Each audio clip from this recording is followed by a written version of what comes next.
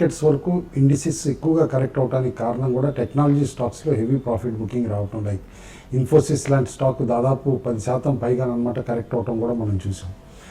ఓవరాల్గా మార్కెట్స్ అనమాట clearly monsoon progress ఎట్లా ఉందనేది అబ్జర్వ్ చేస్తుంది. ఎందుకంటే మాన్సూన్ బాగుంటే ఓవరాల్ ఎకానమీకి మంచి ఊతం వస్తుందని చెప్పేసి కూడా ఎక్స్పెక్టేషన్స్ ఉన్నాయి. కాబట్టి మాన్సూన్ని జాగ్రత్తగా అబ్జర్వ్ చేస్తున్నారు అందరు. ఆల్రెడీ కేరళని అప్రోచ్ అవటం చూసాం. మాన్సూన్ అనమాట ఇక్కడి నుంచి ప్రోగ్రెస్ ఎట్లా ఉంటుందో మార్కెట్ మూమెంట్ కూడా డిక్టేట్ చేస్తుంది. అయితే ఇప్పుడు మాన్సూన్ సెషన్ ఏదైతే స్టార్ట్ అవ్వబోతుందో పార్లమెంట్ అనమాట, అందులో జిఎస్టీ పాస్ అవుతుందా లేదా అనేది కూడా కాస్త కీలకం అవుతుంది.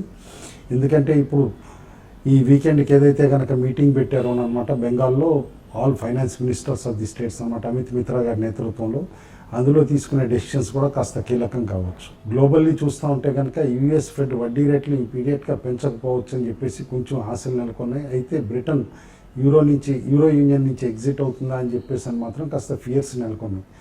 23rd నాడు అనమాట యూరో యూనియన్ పోల్ ఉంది. కాబట్టి అప్పటి వరకు మార్కెట్స్లో ఈ ఫియర్స్ అనమాట కొంచెం ఉండొచ్చు. మన దగ్గర మార్కెట్స్లో అనమాట పోస్ట్ మార్కెట్ అవర్స్ శుక్రవారం నాడు ఏదైతే కనుక ఏపీ డేటా వచ్చిందో అది కొంచెం నిరాశగానే ఉందని చెప్పొచ్చు. ఎందుకంటే క్యాపిటల్ గూడ్స్ పెర్ఫార్మెన్స్ అనుకున్న దానికంటే కూడా చాలా వీక్గా ఉందన్నమాట. కాబట్టి ఓవరాల్గా మ్యానుఫ్యాక్చరింగ్ అవుట్పుట్ అనమాట 3 month లో కూడా రావటం అనమాట కొంచెం కన్సర్న్గానే కనిపిస్తుంది. ఈ వారంలో వచ్చిన ఆర్బీఐ క్రెడిట్ పాలసీ ఏదైతే ఉందో అది clearly in line with expectations వచ్చిందనమాట. వడ్డీ రేట్లు ఏమీ చేంజ్ చేయలేదు. అయితే క్లియర్లీ వార్ ఆఫ్ ఆర్బీఐ అంతా కూడా ఇన్ఫ్లేషన్ పైనే ఉంటుందని చెప్పేసి అనమాట రఘురామ్ రాజన్ గారు అంటాం కీలకం అనమాట. కాబట్టి ఇన్ఫ్లేషన్ తగ్గితే తప్పితే అంటే మాన్సూన్ ప్రోగ్రెస్ బాగుండి ఫుడ్ గ్రెయిన్ ఇన్ఫ్లేషన్ కానీ మిగతా ఇతరత్ర ఐటమ్స్ కూడా అనమాట కాస్త ఇన్ఫ్లేషన్ తగ్గితేనే వడ్డీ రేట్లు తగ్గిస్తానన్నట్టు ఆయన ఇండికేషన్ ఇవ్వటం అనమాట మార్కెట్స్ని కొంచెం నిరాశపరిచినాయి అని చెప్పేసి అనొచ్చు. రీసెంట్ మోడీ పర్యటన అనమాట యూనైటెడ్ స్టేట్స్ది అబ్జర్వ్ చేస్తే కనుక లార్జ్ ఇండస్ట్రీ ఎఫ్డిఐ ఇన్వెస్ట్మెంట్స్ కూడా ఇండియాకు వచ్చే పాసిబిలిటీ క్లియర్గా కనిపిస్తుంది నెక్స్ట్ 1 yearలో. కాబట్టి బై ఆన్ డిక్లైన్స్ మార్కెట్ అంటాను. ఏ మేజర్ కరెక్షన్ కూడా రాకపోవచ్చు ఇక నుంచి, ఎందుకంటే 7800 దగ్గరే మేజర్ బేస్ నిఫ్టీకి ఫామ్ అయింది. అయితే ఇన్ షార్ట్ టర్మ్ మాత్రం 8200 లెవెల్ కింద క్లోజ్ అయింది కాబట్టి అనమాట నిఫ్టీ గత వారం మేబీ ఒకసారి 8050 అటెంప్ట్ చేయొచ్చు అని చెప్పేసి అనుకుంటున్నాం. Stay invested.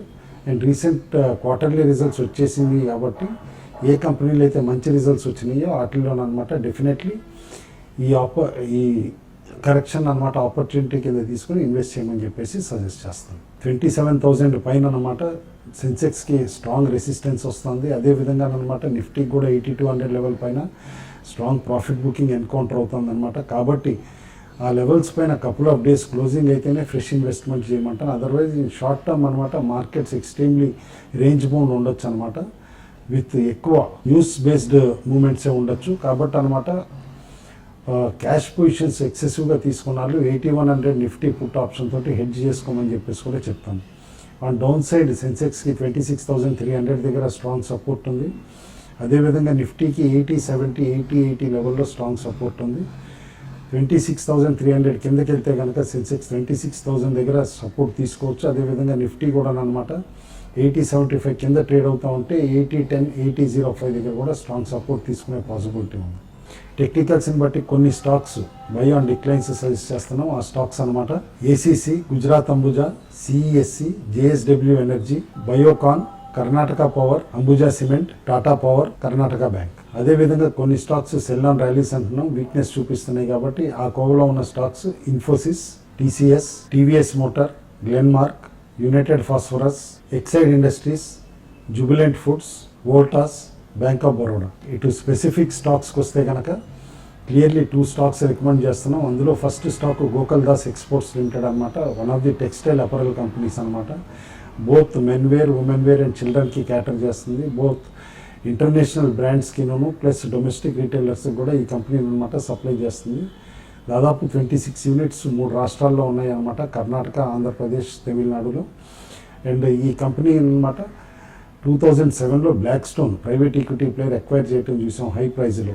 అయితే అప్పటి నుంచి నష్టాలు చవి చూసినా గత సంవత్సరం నుంచి అనమాట టర్న్ అరౌండ్ పెర్ఫార్మెన్స్ చూపిస్తుంది. ఇప్పుడు రీసెంట్లీ బ్లాక్ స్టోన్ కొంచెం ఎగ్జిట్ మొదలుపెట్టినా కూడా అనమాట strong investors like ICICI bank ఇలాంటి వాళ్ళు కొనటం కూడా చూసాం అనమాట స్టాక్ని. కాబట్టి కరెంట్ లెవెల్స్ దగ్గర నుంచి ఈ స్టాక్ ఎప్రిషియేట్ అయ్యే పాసిబిలిటీ కనిపిస్తుంది అప్ టు 200 లెవెల్స్ వరకు కూడా. బై ఆన్ డిక్లైన్స్ అని సజెస్ట్ చేస్తాను. ఇయర్ ఎండింగ్ పెర్ఫార్మెన్స్ కూడా చాలా స్ట్రాంగ్గా ఇచ్చారు. అండ్ ఓవరాల్ అపరల్స్కి అనమాట అవుట్లుక్ బాగుంది కాబట్టి ఆల్ అపరల్ స్టాక్స్లో కూడా ఇన్వెస్టెడ్గానే ఉండమని చెప్పేసి సజెస్ట్ చేస్తాను. సెకండ్ స్టాక్ ఫ్లెక్స్ ఫుడ్స్ అనమాట రికమెండ్ చేస్తాను. ఇది యూఫ్లెక్స్ గ్రూప్కి చెందిన కంపెనీ అనమాట.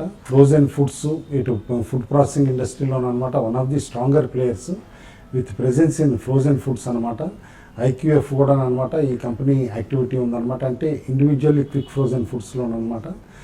బేసికల్లీ ఇటు herbs, mushrooms, fruits and vegetables సెగ్మెంట్లో ఈ కంపెనీ ఉంది. అయితే మష్రూమ్స్లో అనమాట హ్యూజ్ ఆపర్చునిటీ ఉంది కాబట్టి అనమాట గ్లోబల్ అవుట్లుక్ కూడా చాలా బాగుంది కాబట్టి ఈ కంపెనీ ఆ దిశగా ఎక్స్పాండ్ అవటం కూడా మనం చూస్తున్నాం. అండ్ రీసెంట్లీ ఒక ఫారిన్ మల్టీనేషనల్ తోటి జేవీ కూడా టైఅప్ చేస్తుందని చెప్పేసి రిపోర్ట్స్ వచ్చినాయి. అండ్ అది నెక్స్ట్ ఫ్యూ వీక్స్లోనే మెటీరియలైజ్ అవ్వచ్చు.